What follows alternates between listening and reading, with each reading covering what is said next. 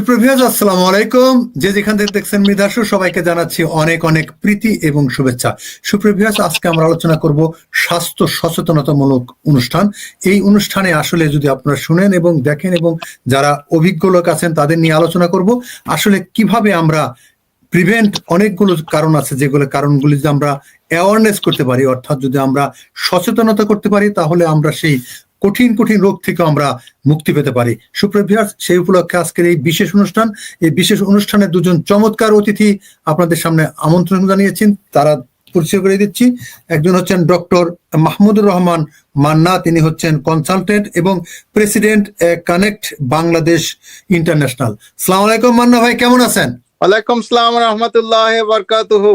আপনাকে অনেক ধন্যবাদ, সাথে সাথে শ্রোতা দর্শকদের ধন্যবাদ যারা এত কষ্ট করে এই রাত্রের শেষের মধ্য রাত্রে 11টার দিকে আপনারা ধৈর্য ধরে আমাদের অনুষ্ঠান শুনতে আগ্রহ প্রকাশ করেছেন, তাদেরকে আমি স্বাগতম এবং সুস্বাগতম জানাচ্ছি।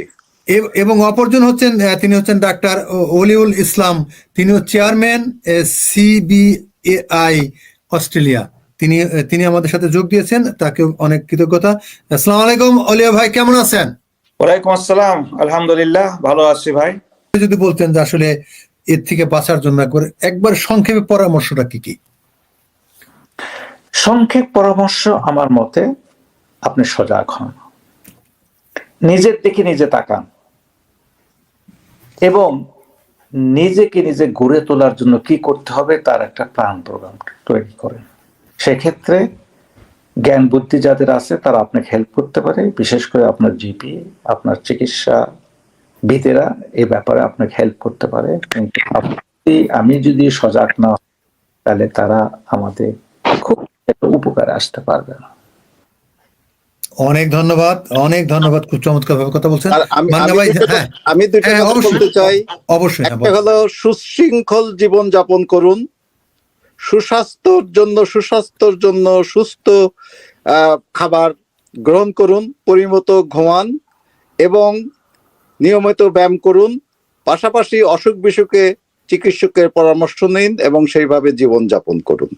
বাচ্চাদেরকে আপনারা স্নেহ দিয়ে মানুষ করেন, মোবাইল দিয়ে মানুষ করেন না।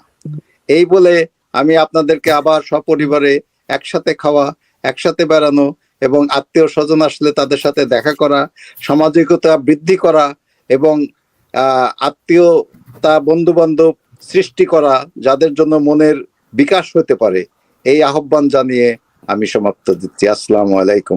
অনেক ধন্যবাদ, অনেক ধন্যবাদ আপনার দুজনকেই। খুব চমৎকার সময় দিয়েছেন এবং চমৎকার ভাবে অনেকগুলো কথা বলছেন। আসলে এই কথা যদি একটা প্যারেন্টস মানেন, আমরা যদি মানি, তাহলে কিন্তু আসলে এই সমাজ উন্নত হবে।